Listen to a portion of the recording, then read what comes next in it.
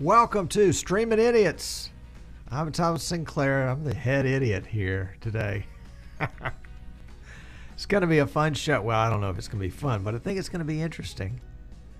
And we're still kind of in our alpha shows. This is alpha show number 7 in Streaming Idiots. The whole idea behind this show is that if you have a passion for something and you want to put it out online for your friends and family and other folks to see, streaming is a great way to do it. So each week we'll give you another tip, another trick to put in your tool belt so that you will be so that you won't be a streaming idiot. How about that? All right. So today's show is sponsored by well, we don't have any sponsors. so you'll just have to bear with me. I you know, in another time and place, I'm known as that VidBlaster Guy. I do a show live on Wednesday afternoons about VidBlaster. I'd love to have you tune into that one. Wednesdays at 3 o'clock Eastern, 8 o'clock England, United Kingdom time, depending on whether it's British summertime or U.S. daylight savings time. I get all that confused. But anyway, and we post those shows on YouTube on Wednesday afternoons in the U.S., so we'd love to have you pop in and take a look at those. What we're going to talk about today is audio. Obviously, audio is a big part of video. A lot of folks will say that if your video's good and your audio's bad, people won't watch.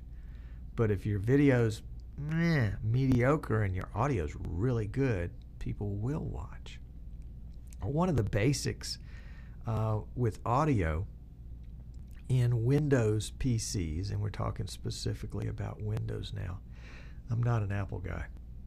If you threw me in an Apple briar patch, I wouldn't know what to do. I don't know that I'd even know how to turn it on. I'm just a Windows guy since before Windows, back in the DOS days, back in the CPM days. Ooh, boy, that dates me.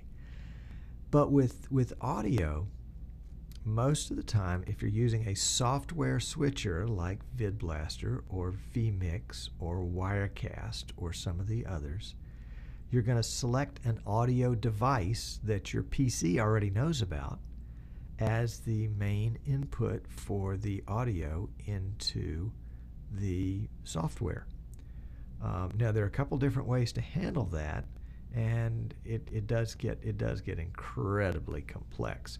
But let's just talk about a simple setup, at least at first.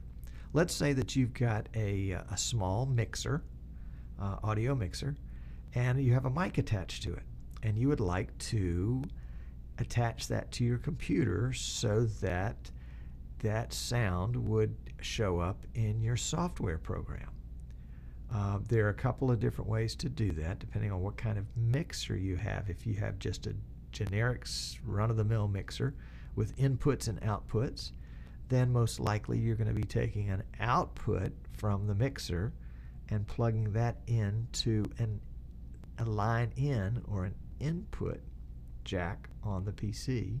Likewise, you're going to take a speaker jack on the PC and send that out as an input into the mixer.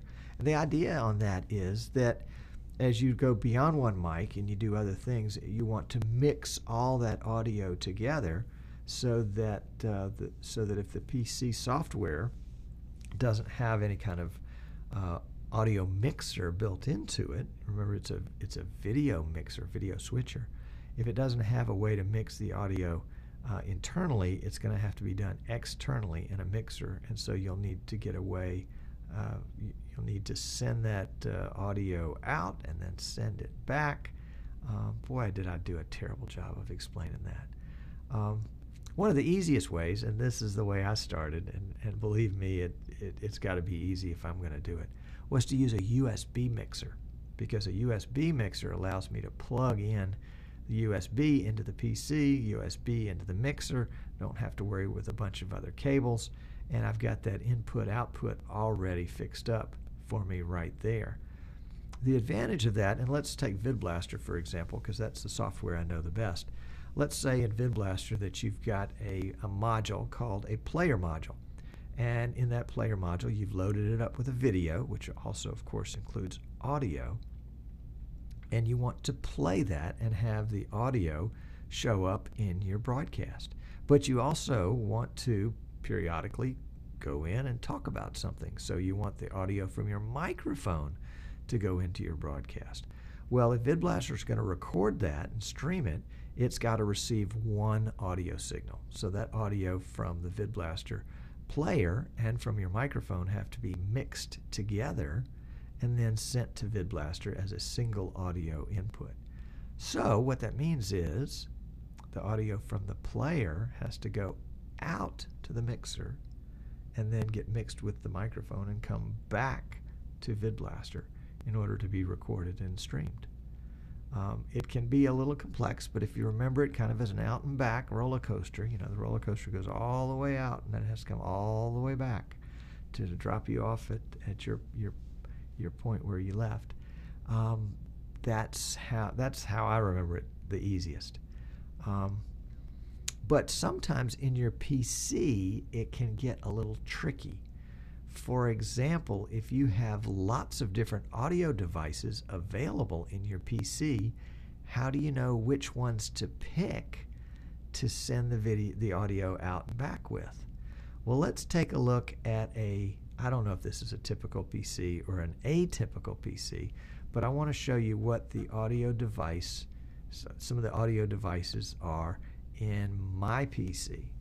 So this is the audio device window, and this comes from, let me pull my mouse over there and we'll get rid of this for just a second. If I come down here, you can see the speaker icon. I'm going to right click the speaker icon and I can select either playback or recording devices, either one, and that'll pull up that window. And let me drag it back over here where you can see it.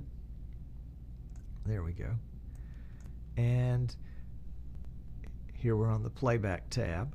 The next tab over is the recording tab. So basically playback, that's going to be audio out from the PC, and recording, that's going to be audio in to the PC from somewhere else. And you can see by the scroll bar that I've got several audio inputs, and if I go back to the playback tab, I've got several audio outputs. Now these audio outputs, some of them are named speakers, 1, 2, 3 named speakers, and then one called Realtek digital output, and one called AMD DP output, and one just simply called speakers. And then in the gray text underneath it, it tells me a little bit more specifically about it. Now you can see some of these have got green check marks next to it and some of them don't. The green check marks indicates that those are a default device, either for audio in general or for communications. And so right underneath there you can see where it says default communications device is the speakers number 10, and the default device is speakers number 11. Now in this case 10 and 11 represent the USB ports that the Behringers are plugged into. There's a Behringer USB here and a Behringer USB here. That's because I've got two Behringer devices plugged in as USBs, and they're both audio devices, so they appear on this list as outputs from the PC. The other outputs from the PC are my regular speakers. That would be the ones attached to my motherboard, and of course Realtek wants to take those and do extra things to it, so the speakers have a Realtek option too. The AMD, let's see, AMD high definition audio device, that's probably coming off of a card that I've got installed, and then where it says speakers Wirecast virtual microphone driver, that's probably coming out of Wirecast as a virtual device, so it picks it up as an audio device. You can see in the fine print here that these two have been disabled. This one's ready, this one's ready, this one's an output device, and this one is a default device, and this one's a default communications device. One thing that's very handy, and I think will help you from getting confused, is if you will eliminate the devices that you don't need. And so let's go down to this speakers Wirecast virtual driver. We're gonna right click it and simply say, well, let's see, it says show disconnected devices, and it's checked. So we're gonna uncheck that, and that really didn't help. Okay, so let's try again. We'll say show disabled devices, and we'll uncheck that, and we'll see that that dropped our list down from 6 to 4. And this is what we want. We want the 2 Behringers, and then we want the speakers, because we've used the speakers as an output, and then each one of the video cards, the Behringer devices, is an output. And then, of course, the Realtek goes with the speakers, so we're going to keep that one. So we've kind of whittled our list down, and you notice the number here tells us which port, which USB port we're using right there. And so in VidBlaster, I'll select whichever one of these I need. In fact, number 10 I know is actually the mixer itself, and number 11 is an individual sound card, a USB sound card that I've installed for an additional purpose. But in VidBlaster, I'll be selecting number 10 Behringer USB when I want to select an input into VidBlaster. Keep in mind, this is a playback or an output in the PC, which will go to it'll go to VidBlaster.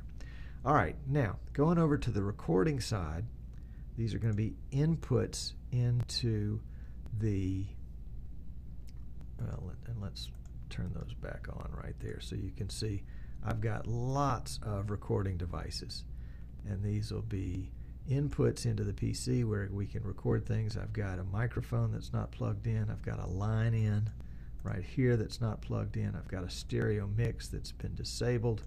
I've got a microphone that's been disabled, another microphone that's currently unavailable. That's the Wirecast one. And then a MIDI device that's currently unavailable. That's a Wirecast virtual device. So I can right-click and not show disabled devices, and right-click and not show disconnected devices. So really the only 2 devices that I have that are available to me are the 2 mixers. Again, number 10 and number 11. And so I can use those as my selections in VidBlaster and Wirecast and vMix and whatever. Let's cancel out of this for just a second, and let me see if I can reconfigure my screen cap. And let's just look at a small section of VidBlaster. There we go. Did that get it? Yeah, there we go. So you can see I've got a player here in the top left-hand corner, and I've got another player here in the center, and then a recorder to the right of that.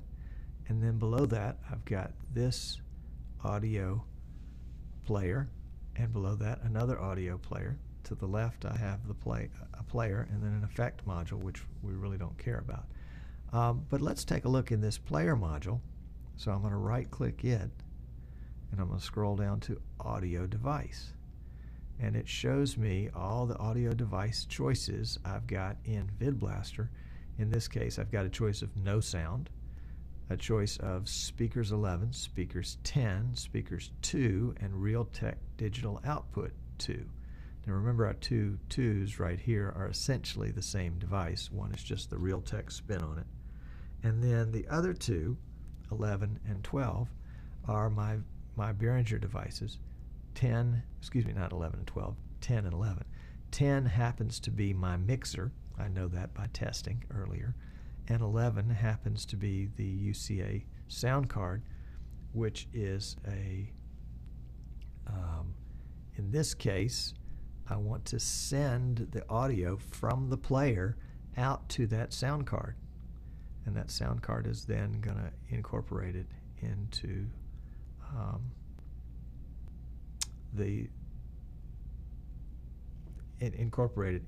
the mixer as an input on channel 1. Boy, I should have a picture of the mixer when I'm showing you all this. So in VidBlaster, an output device allows me to select one of the, essentially an output or a speaker. Notice how they all have speakers as one of their titles. A speaker that that audio can go out to. And so in this case, it's going to go out to my Behringer mixer. Now, let's talk about, well, and the players and the audio player would work the same way. So we're going to right-click the audio player. We're going to say the audio device. It's going out to speakers 11, which is my Behringer USB sound card, which acts as an input into my mixer. So all those are audio out. Now, audio in would be a recorder. So what is the recorder using? We can't do it because we're using the recorder. Oh, darn. Let's see if we can use something else. Let's pull over a streamer module here for just a second. And streamer is going to be sending, it would be sending video out, and it would be sending audio out. And let's say we were going to stream to Flash. So I'm going to have an audio device, and here will be the two audio devices that I have a choice of sending out from VidBlaster. And so these are going to be outputs on my mixer, or excuse me, inputs into these. Yeah, these would be essentially microphones, line-ins on the PC. And so in this case, if I were going to take streamer, I want to send my main mixer, which would have the main mix. So I'm going to send out line in 10. And now if I were to click start, the stream would pick up the audio that's coming into the PC from the mixer. So we'll go back to that audio device, line in 10. If for some reason, and I probably would not do it, if I wanted just to pick up one of the channels on my mixer, I could pick up just the channel that was coming in on channel 1, which I know is line in 11, which is actually the player audio that we set over here just a second ago. Audio device is 11.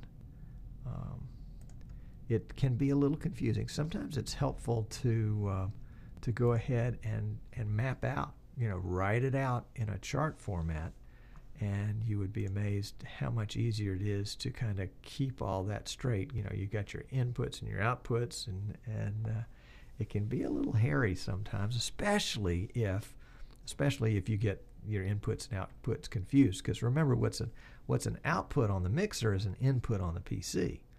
What's an output on the PC is an input on the mixer, if that's the way you've gone. And heaven forbid you've got more than one mixer involved or more than one PC. Now, if you've just got, let's say, for example, you're using a Logitech C920 as your main cam, you might have the Logitech C920 audio available as an input into the PC, so you would bypass a mixer altogether. But in VidBlaster, for example, that makes it a little bit more difficult because you don't have the ability to play your videos with audio at that point. Coming up in a show in the future, as I get up a little bit more up to speed on Wirecast and vMix, I'll show you how they handle audio, because they handle it quite differently. In vMix, if you have a camera like a Logitech C920 that has audio with it, the vMix will recognize that audio and allow you to add that audio into the mix through the software, and not necessarily through a hardware mixer. I mean, you can use a hardware mixer too, but it adds that camera audio in directly, which can be good if that's what you intend, and can be confusing as all get out if that's not what you intend. Wirecast allows you to do a similar thing, but in a different way. That is, to bring in different audio. If you're using vMix with a camera, let's say it's a Canon, what was it that we were working with last week? The Canon XA25. You're using a Canon XA25 that's connected by SDI to a Blackmagic Decklink Quad.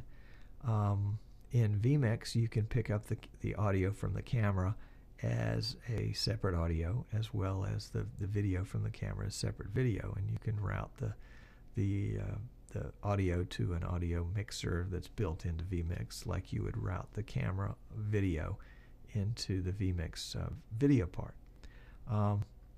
So it's, you know, a couple different ways of doing the same thing. Some are more software oriented, some are a hybrid of software and hardware. Probably has to do with, you know, the strengths of the different developers of the program as to what they felt comfortable. I know you know, VidBlaster really doesn't at this point doesn't have the ability to mix audio per se, at least not intentionally, and that's why with this show and that VidBlaster Guy shows, we've been using the separate mixer to basically take all the mixes. And here I've got 1, 2, 3, 4 inputs set up on this mixer so that any one of those can be mixed in. It's got the main mic here in the studio. It's got the VidBlaster video audio output, which is an input here in the mixer. It's got the Skype output from the PC, again in audio into the mixer, and then it's got essentially a second mic, which is actually can plug into a cell phone to take cell calls, take live phone calls, and those 4 get mixed up and sent into the PC, and then in different ways get sent back to Skype and sent back to the cell phone caller with a mix minus involved. But we're not going to go into mix minus here today. That would be way over the top. I've probably confused the tar out of you. Go back and watch this again slowly. Map out your PC to see where what audio devices you have available. The simplest way probably is to go to the audio channel there in the sys tray. And again, I'll see if I can give you a better little screen cap of that. Yeah, there we go. And you can see my speaker icon there, and right-clicking that speaker icon gives me a choice of playback devices, that's going to be speakers, and recording devices, that's going to be mics. And selecting one of those two will pop up a window that will give me more control over that.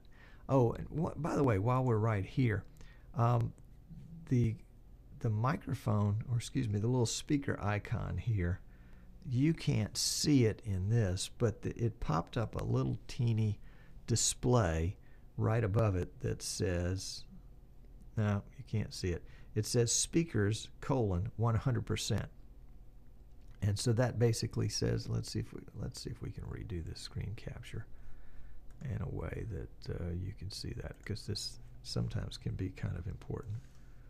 Let's see, let's go back to that. There you go.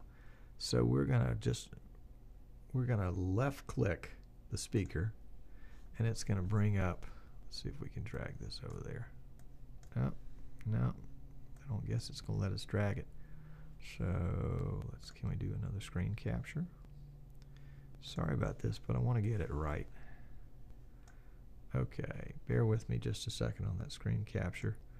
So you can see it's brought up the mixer for the single speaker that's been selected as a default device in my PC, and I can control the volume right here from 0 to 100. And in this case, I want to leave it at 100, not because I want to amplify it in any way, but I want whatever the audio is that we're dealing with in this case, I want 100% of the audio to move from point A to point B. Many times I remember early on, you know, trying to adjust this down because I didn't want to blow people out at home, so I'd adjust it down to 75% or 50%, and I got a lot of complaints about not having enough volume, and realized very quickly that Windows doesn't think about audio the same way my mixer thinks about audio. If I push my mixer's volume control all the way up to the top like this, I'm actually probably going to introduce some distortion, because I've gone from just passing it through at a 1-to-1 ratio to trying to amplify it a little bit. So 100% here is the recommended setting. And again, if we're going into the we'll go back. We'll go a little further here. And if we're going to go into, we'll take the Behringer. This is my mixer. And we'll go into the properties for that. And we'll see one of the options here is also levels. I want to keep that at 100%. So again, I'm passing through whatever audio that's passing through. We don't want the volume to be diminished here. We don't want Windows to be controlling the volume. We want Windows to send that volume through at 100%. Same thing on the recording side. If I select that same mixer and properties and look at levels, the level should be at 100%. I don't want Windows to take anything away from my audio. Okay, well, that was I hope that had some tips in there that you can work with on audio, because that can be one of the most confusing things if you're not coming from an audio background. You know, it's all logical, but it's a lot of switches off and on, and then volume kind of rheostat switches for different levels, and you can definitely confuse yourself if you're not careful. Now at this point, we're just talking about, our discussion right now is just on the Windows operating system point of audio, and in our examples of VidBlaster PC, we're not talking about the physical connections on the mixer. For example, when we took the line out, or excuse me, a speaker out on the PC into this mixer, I got a buzz, which my good friend Mike Phillips up in North Carolina told me was probably a ground loop. So I went to Radio Shack, got a ground loop isolator, and pow, that took care of it. So I was really pleased by that. So if you get buzzes and hums and things like that, that probably means that physically something is going on. I know in this audio that you're listening to right now, you might hear a crackle or a pop on occasion. And I think that's actually a problem with my hardware. I've got this happened last summer, and right after it began to happen, the motherboard went bad, and so they replaced it. We put the replacement motherboard in, but we're beginning to get the same pops again. So we'll have to see, and we'll see if we can send this one back under warranty and get it repaired and try it again. It's an EVGA motherboard, EVGA Z68 SLI, and it's the micro ATX version. And so we'll keep you up to date on what's going on with that one if that ends up being an issue. Well, that's it for this edition of Streaming Idiots. We hope that's been helpful. I know it's been boring as all get out, but it's the kind of stuff that, boy, if it's not right, it will just make you pull your hair out.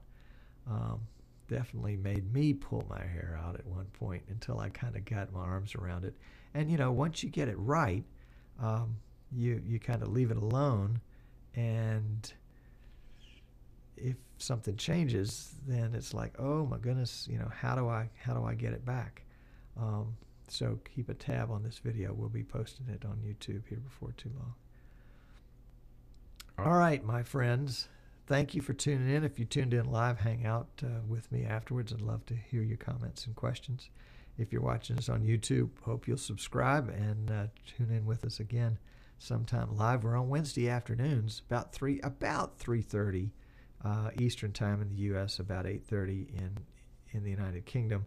I say about because we're sort of the segment 2 of that VidBlaster Guy show. That's segment 1 that starts at 3, but sometimes we have a little intermission in between.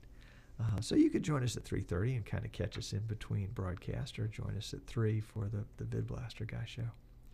Anyway, I'm Tom Sinclair, your chief streaming idiot. Thanks for tuning in, and we'll move from alpha shows to beta shows really soon now. We hope we will. But in the meantime, you know, just bear with us. Bear with us. Thanks for tuning in. Have a great week.